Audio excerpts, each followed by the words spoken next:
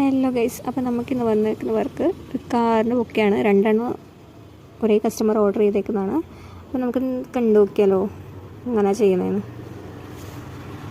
ആദ്യം തന്നെ നമ്മൾ ഫ്ലവറൊക്കെ വെച്ചിട്ട് സെറ്റാക്കി വെച്ചിട്ടുണ്ട്. ഇനി ലാസ്റ്റ് ലീഫ് മാത്രം സെറ്റാക്കാനേ ഉള്ളൂ. അപ്പോൾ അതിന് എത്ര വലുതാണ് നമുക്ക് കാറിൻ്റെ ബൊക്കെ വേണ്ടത് അതിനനുസരിച്ച് സെറ്റാക്കാം.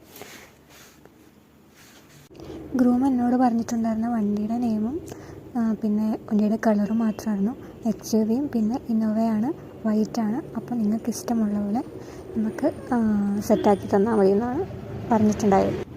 പിങ്കും റെഡും പർപ്പിളും ബ്ലൂവും ഒക്കെയുള്ള മിക്സ്ഡ് കളറാണ് ഉണ്ടാക്കിയത്. ഗ്രാസ് വൈറ്റും ഒരു ഗോൾഡിഷ് കളറും പിന്നെ ഒരു റെഡും ആയിട്ടാണ് മിക്സ്ഡാണ് ആക്കിയത്.